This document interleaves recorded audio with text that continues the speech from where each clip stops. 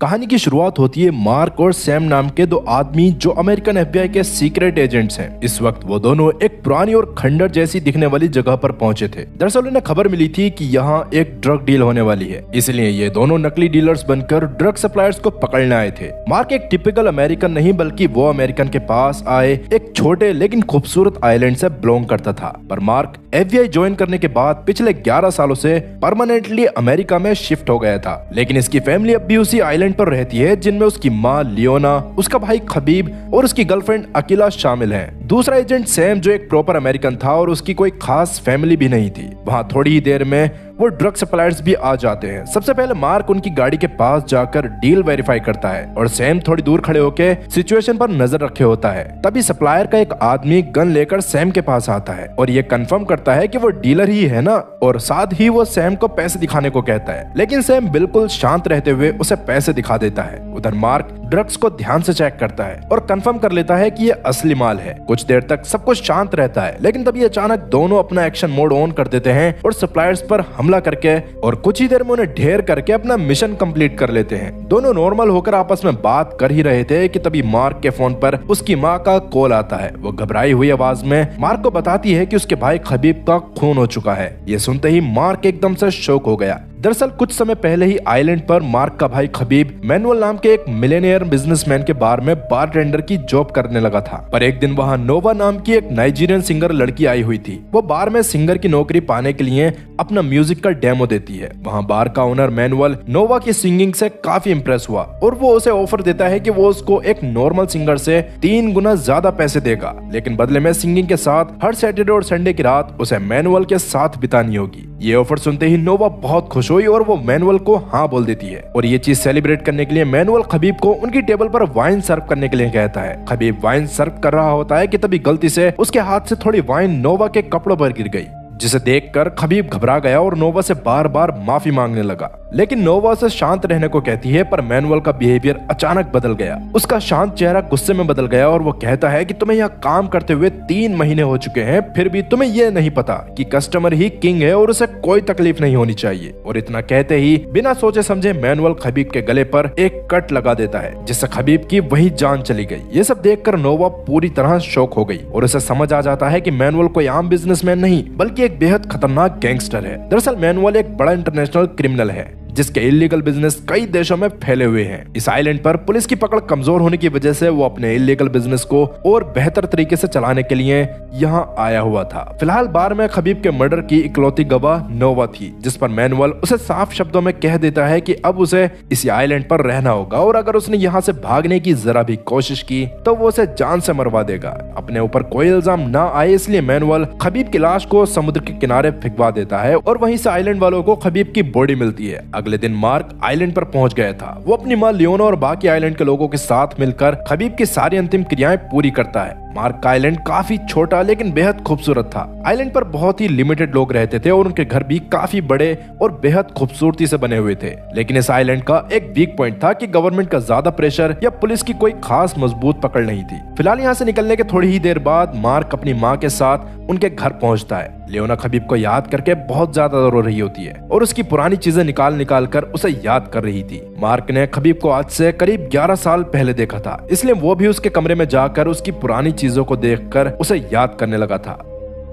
थोड़ी देर बाद मार्क लियोना से खबीब के मर्डर के बारे में पूछता है, लेकिन लियोना कहती है कि उसे इस बारे में कुछ भी नहीं पता। वो बस इतना जानती है कि कुछ महीने पहले ही खबीब एक बार में बारटेंडर की जॉब पर लगा था। मार्क जो एक एफबीआई ऑफिसर था वो अपने भाई के मर्डर पर चुप बैठने वाला नहीं था, इसलिए वो खुद ही इस केस की इन्वेस्टिगेशन शुरू कर देता है। सबसे पहले मार्क पुलिस स्टेशन जाता है जहां का हेड ऑफिसर मैक्स उसके बचपन का दोस्त था। काफी समय बाद दोनों एक दूसरे से मिल रहे होते हैं, जिससे एक दूसरे को देखकर बहुत खुश हो जाते हैं और वो मार्क को बताता है कि उसके जाने के बाद पिछले 11 सालों में इस आइलैंड पर बहुत कुछ बदल चुका है। जैसे हमें पता ही है यहाँ पुलिस की पकड़ पहले से ही कमजोर थी और इसी सिस्टम की कमजोरी की वजह से आस पास के देशों के बड़े बड़े गैंगस्टर्स और इलीगल बिजनेसमैन आइलैंड आने लगे थे ताकि वो अपने अपने इलीगल धंधों को और ज्यादा बड़े लेवल पर और आसानी से ऑपरेट कर सके। आइलैंड के हालात ये हो गए थे कि लगभग हर दिन अलग अलग गैंग्स के बीच टकराव और लड़ाइयां होती रहती थी और पूरा माहौल हमेशा टेंशन से भरा रहता था। ये लोग खुद को लीगल दिखाने के लिए यहाँ बड़े बड़े बार्स और होटल्स खोलने लगे और इन सब में आइलैंड के लोकल लोगों को जॉब्स भी मिलने लगती हैं, जिसकी वजह से धीरे धीरे आइलैंड के लोग भी इन्हें एक्सेप्ट कर लेते हैं। मैक्स से ये सब सुनने के बाद मार्क थोड़ा हैरान रह जाता है और तुरंत उससे अपने भाई के केस के बारे में पूछता है। इस पर मैक्स बताता है कि अभी तक कोई सॉलिड प्रूफ नहीं मिला है, लेकिन खास सबूत यही है कि खबीब का मर्डर इन्हीं गैंग्स में से किसी एक ने किया है। पुलिस स्टेशन से निकलने के बाद मार्क सीधा अपनी गर्लफ्रेंड अकीला से मिलने जाता है। अकीला एक मार्शल आर्ट चैंपियन थी और अपना एक स्कूल चलाती थी जहां वो आइलैंड के बच्चों को मार्शल आर्ट सिखाती थी। फिलहाल मार्क और अकीला काफी दिनों बाद मिले होते हैं, जिसकी वजह से दोनों काफी देर तक बातें करते हैं। इसी दौरान अकीला मार्क से कहती है कि उसे खबीब की मौत के पीछे मैनुअल का ही हाथ लगता है, क्योंकि मैनुअल एक बेहद खतरनाक गैंगस्टर है और उसके सामने अगर किसी से भी जरा सी गलती हो जाए तो वो उसे जिंदा नहीं छोड़ता। अकीला से ये सब सुनने के बाद मार्क सच्चाई जानने के लिए सीधा मैनुअल के बार में पहुंचा। वहां पहुंचकर वो मैनुअल से मिलता है और सीधे उससे खबीब के मर्डर के बारे में सवाल करता है। वैसे आपको मैंने पहले ही बता दिया है कि मैनुअल कोई छोटा मोटा आदमी नहीं था, वो एक मिलियनेयर गैंगस्टर था। उसने आज तक कई लोगों को मारा था, लेकिन हैरानी की बात ये थी कि उस पर एक भी केस नहीं हुआ था। वहीं दूसरी तरफ मैनुअल ये भी जानता था कि मार्क एक FBI एजेंट है और अगर उसे जरा सा भी शक हुआ तो वो इस केस की गहराई तक पहुंच जाएगा और उसके सारे राज बाहर आ जाएंगे। इसलिए वो बिल्कुल शांत तरीके से मार्क से बात करता है और कहता है कि खबीब का खून उस रात बार से निकलने के बाद किसी दूसरे गैंग ने किया है। जिसके बाद वो मार्क को एक दूसरे बार का एड्रेस देता है और उससे कहता है कि अगर सच जानना है तो आज रात वहां जाना, क्योंकि खबीब के असली कातिल तुम्हें वहीं मिलेंगे। फिलहाल मार्क वो एड्रेस ले लेता है और वहां से निकलते वक्त मैनुअल को साफ साफ कह देता है कि अगर खबीब के मर्डर में तुम्हारा जरा सा भी हाथ हुआ तो मैं तुम्हें इसी आइलैंड से जिंदा वापस नहीं जाने दूंगा। मार्क की ये बात सुनकर मैनुअल अंदर ही अंदर टेंशन में आ गया और जैसे ही मार्क वहां से गया वो तुरंत अपने एक आदमी को बुलाता है और उसे आदेश देता है कि रात को उसी बार में अपने कुछ गुंडे भेजकर मार्क को खत्म कर देना। दूसरी ओर मार्क वहां से निकलकर अपने पुराने दोस्त डेविड से मिलने जाता है। डेविड इस आइलैंड पर सरवाइव करने के लिए एक छोटा सा फूड स्टॉल चलाता था। डेविड मार्क को देखकर बहुत खुश हुआ और दोनों काफी देर तक बैठकर बातें करने लगे। उस दौरान डेविड खबीब की मौत का जिक्र करता है और उसके लिए अपना दुख भी जाहिर करता है।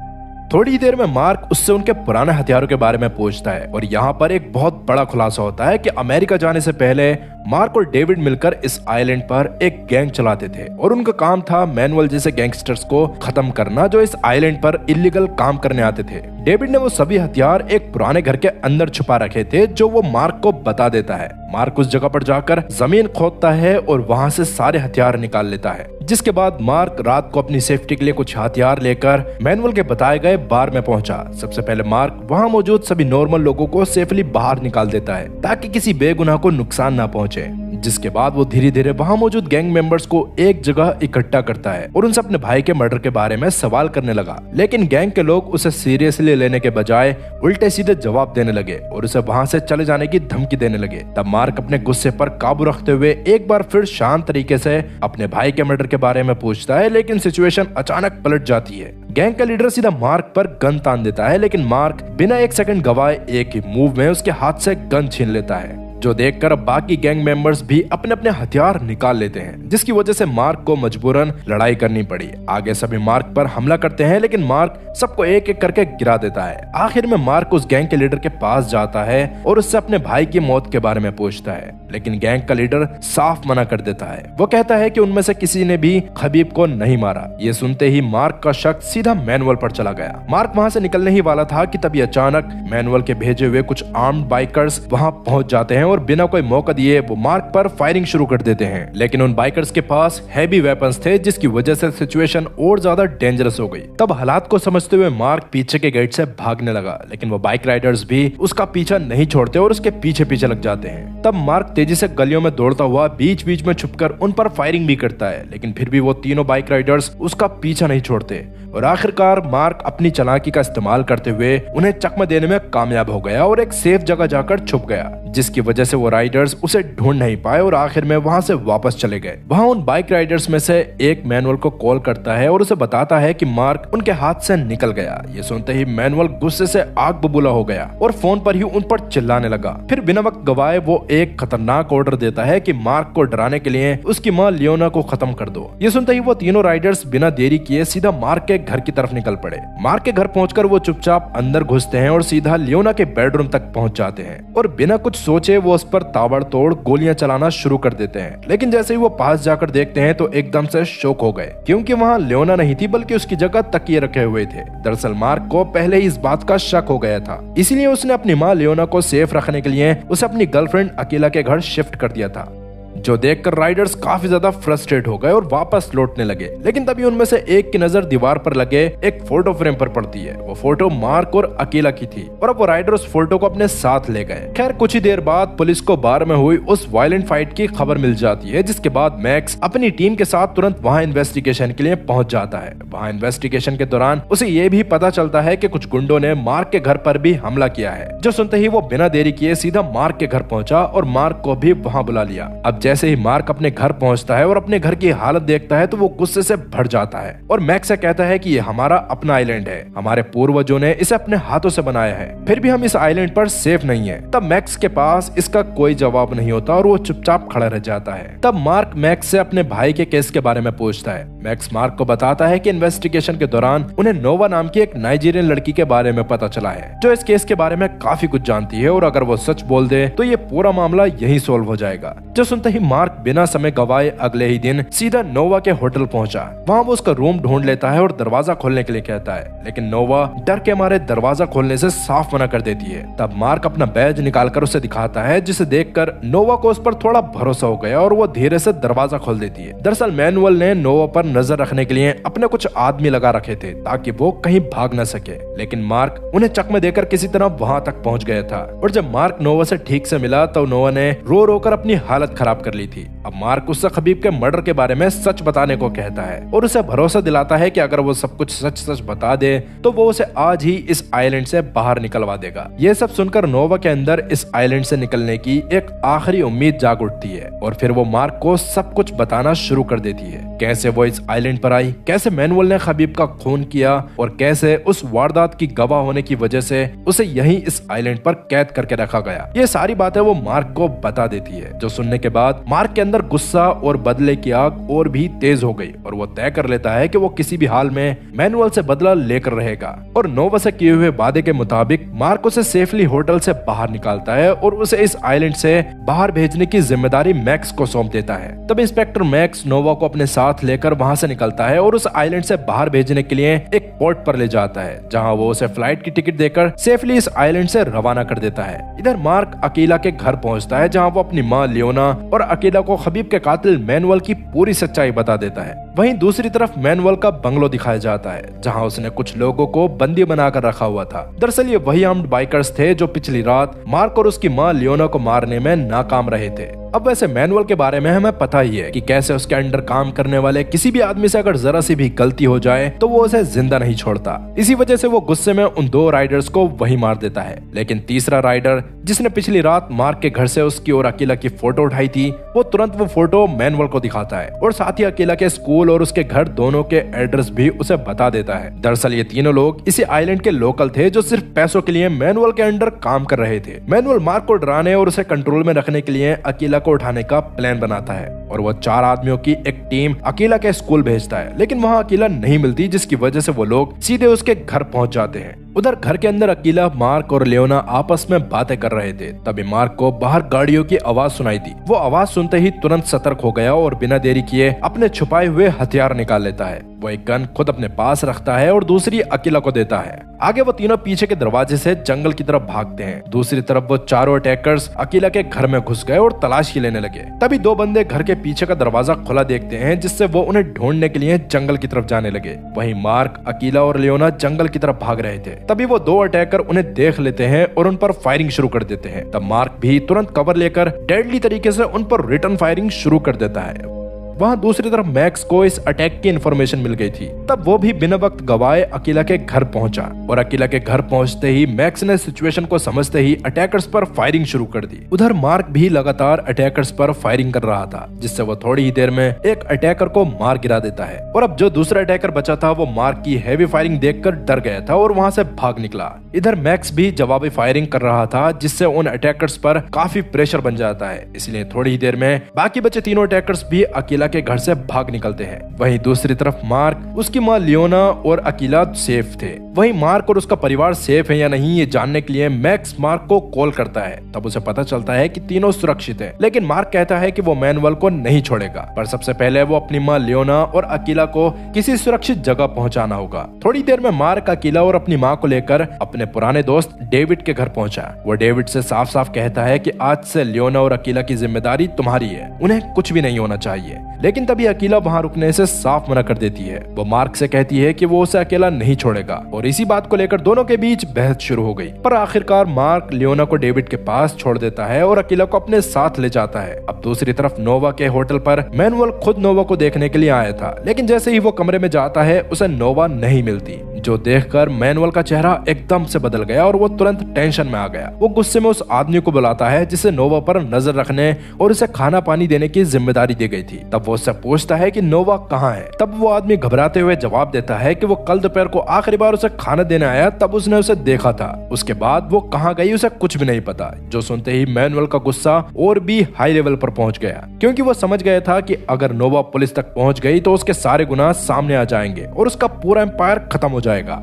अब फिलहाल रात के समय में हम मार्क और अकीला को देखते हैं, जो एक सुनसान जगह पर बैठे थे और आपस में बातें कर रहे थे। यहाँ अकीला मार्क पर हुए लगातार खतरनाक हमलों को देखकर डर चुकी थी, इसलिए वो मार्क से कहती है कि वो मैनुअल से समझौता कर ले, लेकिन मार्क साफ मना कर देता है और पूरे कॉन्फिडेंस के साथ कहता है कि आइलैंड हमारा है और वो यहाँ से सिर्फ मैनुअल को ही नहीं बल्कि सभी गैंगस्टर्स को खत्म करके ही रहेगा। वो दोनों अभी बात कर ही रहे थे कि तभी वहाँ पर मैक्स की गाड़ी आकर रुकती है। मार्क को लगता है कि उसमें मैक्स ही होगा, इसलिए वो उसे आवाज देने लगता है, लेकिन जब काफी देर तक कोई जवाब नहीं आया तब मार्क को कुछ गड़बड़ लगी। तब वो धीरे धीरे गाड़ी के पास जाकर अंदर देखने की कोशिश करता है और अब जैसे ही उसने गाड़ी का दरवाजा खोला तो अंदर मैक्स खून से लथपथ बुरी तरह घायल हालत में पड़ा था, जो देखकर मार्क तुरंत उसे संभालता है। तब मैक्स अपनी आखिरी ताकत से उसे कुछ बताने की कोशिश कर रहा था, लेकिन इतने में ही अचानक मैनुअल के आदमी उस पर हमला कर देते हैं। मार्क और अकीला दोनों तुरंत अपने अपने गन्स निकालते हैं और उन पर जवाबी फायरिंग शुरू कर देते हैं, लेकिन अब सिचुएशन काफी ट्रिकी हो गई थी। मार्क मैक्स के पास गाड़ी के करीब था, जबकि अकीला थोड़ी दूर पर अकेली खड़ी थी। इसी का फायदा उठाकर कुछ आदमी सीधे अकीला की तरफ बढ़ते हैं, लेकिन अकीला एक मार्शल आर्ट्स चैंपियन थी, जिससे वो अकेले ही उनका मुकाबला करना शुरू कर देती है। पर तभी अचानक पीछे से एक आदमी उस पर वार कर देता है और अकीला वहीं बेहोश हो जाती है और अब वो लोग अकीला को उठाकर वहां से ले जाने लगे थे। तब मार्क उसे बचाने के लिए उनकी तरफ भागने की कोशिश करता है, लेकिन उसी वक्त मैक्स अपनी आखिरी सांसों में कुछ बहुत जरूरी बताने की कोशिश कर रहा था। इसी वजह से मार्क मजबूर होकर वहीं रुक गया और उधर वो लोग अकीला को किडनैप करके वहां से निकल गए। फिलहाल कार के पास जैसे ही मैक्स मार्क को कुछ बताने ही वाला था कि तभी अचानक मैनुअल के गैंग का एक आदमी उसे गोली मार देता है और इसी के साथ मैक्स वहीं मारा गया। ये सब देखकर मार्क पूरी तरह टूट गया था, क्योंकि मैक्स सिर्फ एक ऑफिसर नहीं बल्कि उसके बचपन का दोस्त भी था और उसने इस केस की वजह से अपनी जान गंवा दी थी। दरअसल मैक्स को जख्मी हालत में यहाँ भेजना, फिर उसी के बहाने हमला करवाना, ये सब मैनुअल का पहले से बनाया हुआ प्लान था, ताकि वो इस पूरे भगदड़ का फायदा उठाकर अकीला को किडनैप कर सके और बाद में उसे वापस करने के बदले नोवा को हासिल कर सके। फिलहाल अगली सुबह हम मार्क को चर्च में देखते हैं, जहां आइलैंड के लगभग सभी लोग मौजूद थे। सबके सामने मार्क खड़ा होकर मैनुअल की सच्चाई बताता है। वो कहता है कि मैनुअल भले ही इस आइलैंड पर लोगों को नौकरियां देता हो, लेकिन असल में वो एक खतरनाक क्रिमिनल है। उसने पहले मेरे भाई खबीब को मारा, फिर मेरी गर्लफ्रेंड अकीला को किडनैप कर लिया और अब इंस्पेक्टर मैक्स का खून कर दिया। वो कहता है कि अगर आज हम सब चुप रहे तो कल मैनुअल अपने फायदे के लिए किसी की भी जान ले सकता है। ये सुनते ही सारे आइलैंड के लोग एकदम सीरियस हो गए और मैनुअल को आइलैंड से निकालने के लिए मार्क का साथ देने को रेडी हो जाते हैं। खैर, चर्च से निकलने के बाद मार्क पुलिस स्टेशन जाता है और बाकी ऑफिसर्स को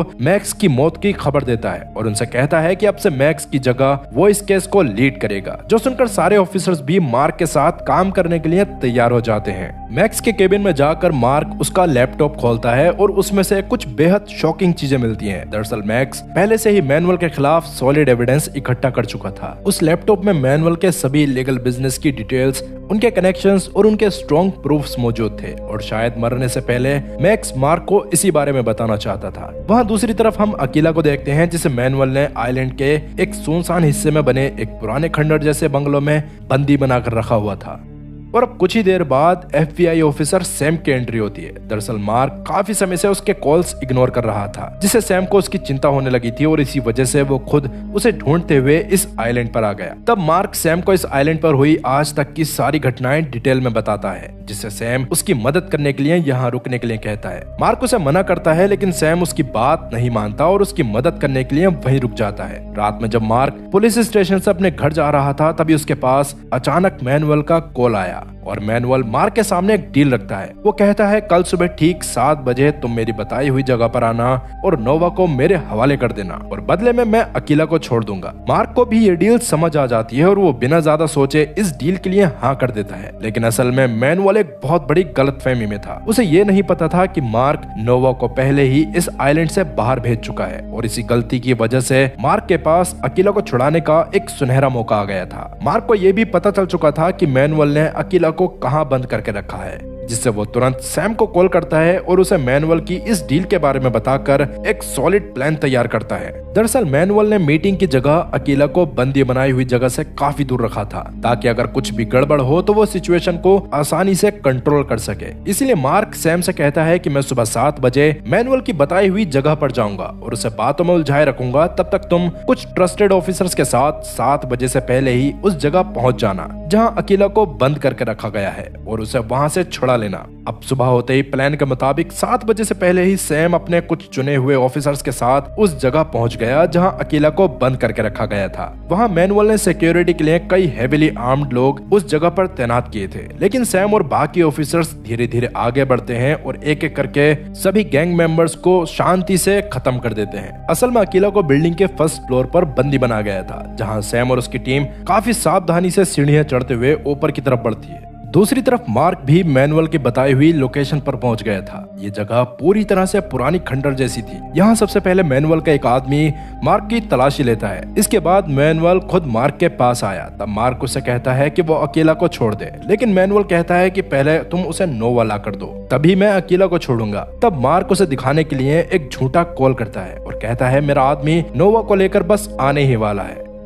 वहीं हम दूसरी तरफ सैम और बाकी ऑफिसर्स को देखते हैं, जो धीरे धीरे पूरे बंगलों के गार्ड्स को खत्म करते हुए पहले फ्लोर तक पहुंच जाते हैं, जहां उन्हें अकेला बंदी बनी हुई दिखती है। अब जैसे ही वो उसे छुड़ाने के लिए आगे बढ़े, तभी अचानक एक छुपी हुई लड़की सामने आती है और बिना कोई वार्निंग दिए एक ऑफिसर पर हमला करके उसे वहीं मार देती है। लेकिन तभी सैम अपनी चालाकी दिखाता है। वो तुरंत अपने हाथ ऊपर करके सरेंडर करने का नाटक करता है, जिससे अटैकर थोड़ी सी रिलैक्स हो गई थी और बस इसी मौके का फायदा उठाकर सैम बिजली की तरह अपनी राइफल निकालकर उसे गोली मार देता है। और जैसे ही खतरा टलता है, सैम तुरंत अकेला को खोलने लगता है, लेकिन तभी एक और हिडन गार्ड अचानक पीछे से आ गया और सैम पर गन तान देता है। तब सिचुएशन फिर से पलट गई, लेकिन इस बार अकेला फ्री हो चुकी थी और अपनी मार्शल आर्ट्स स्किल का इस्तेमाल करते हुए वो एक ही पावरफुल किक में उस गार्ड को गिरा देती है और फिर सैम उसे खत्म कर देता है। सैम ने अपने 2 ऑफिसर्स की कुर्बानी देने के बाद आखिरकार अकेला को सेफली रेस्क्यू कर लिया था। तब सैम तुरंत मार्क को कॉल करता है और उसे बताता है कि अकेला अब सेफ है, जिसे सुनते ही मार्क के चेहरे के एक्सप्रेशन एकदम से बदल गए और तुरंत मार्क मैनुअल को बता देता है कि उसने नोवा को आइलैंड से भगा दिया है। ये सुनते ही मार्क पर मैनुअल का कंट्रोल टूट गया और वो तुरंत अपने आदमियों को कॉल करके अकेला को मारने का ऑर्डर दे देता है। लेकिन उसे ये बिल्कुल भी अंदाजा नहीं होता कि वहाँ सैम और उसके ऑफिसर्स पहले ही उसके सारे आदमियों को खत्म कर चुके थे, जिस वजह से उसका कॉल कोई भी रिसीव नहीं करता। तब मैनुअल समझ जाता है कि अब सिचुएशन उसके हाथ से निकल चुकी है। वो जल्दी से अपने एक आदमी को मार्क को खत्म करने का ऑर्डर देता है और खुद वहां से भागने लगता है, लेकिन इधर मार्क उस गार्ड को एक ही झटके में गिरा देता है। वो गार्ड दोबारा उठकर मार्क पर फायरिंग करने की कोशिश करता है कि तभी अचानक आइलैंड के लोग हथियार लेकर वहां पहुंच जाते हैं। वो बिना देरी किए मैनुअल के बंदों को वहीं खत्म कर देते हैं और सीधा मैनुअल के पास पहुंचते हैं। तब मैनुअल भी अपना खंजर निकालता है और मार्क को डराने की कोशिश करता है, लेकिन मार्क सीधे मैनुअल पर हमला कर देता है और वहाँ दोनों के बीच काफी तगड़ी फाइट होती है। कुछ ही देर में मार्क मैनुअल के हाथ से खंजर छीन लेता है और मैनुअल ने जिस तरह उसके भाई खबीब को मारा था, उसी तरीके से वो उसका गला काट कर खात्मा कर देता है। जो देखकर गांव के लोग काफी खुश थे, क्योंकि उनके आइलैंड से एक खतरनाक गैंगस्टर का खात्मा हो चुका था। और इसके साथ ही आखिर में मार्क और अकीला समुद्र के किनारे बैठे थे, जहां मार्क उसे शादी के लिए प्रपोज करता है, जिस पर अकीला भी हाँ कर देती है। थोड़ी देर में सैम भी आ गया था, जो मार्क से अमेरिका चलने के लिए कहता है, लेकिन मार्क कहता है कि अब वो यहीं आइलैंड पर ही रहेगा और अपनी जमीन की हिफाजत करेगा, जिससे सैम अकेला ही अमेरिका चला गया, जिसके साथ ही ये कहानी यहीं पर खत्म होती है। हमारी अगली कहानी एक ऐसे ही कंपनी मैन की है, जो देखने में तो एक सिंपल ऑफिस वर्कर लगता है, लेकिन सूट बूट के पीछे वो एक कोल्ड ब्लडेड असैसिन है, जो अब रिटायर होना चाहता है। पर सवाल ये है, क्या वो अपनी ही बनाई हुई मौत की मशीन से जिंदा बच पाएगा? ये जानने के लिए स्क्रीन पर दिख रही राइट साइड वाली वीडियो पर क्लिक करके पूरी कहानी देखें, और अगर नहीं देखनी है तो कोई बात नहीं, आप लेफ्ट वाली पर क्लिक करके कुछ नया देख सकते हो। खैर, तब तक के लिए मैं चला आपके लिए एक नई और मजेदार वीडियो बनाने के लिए।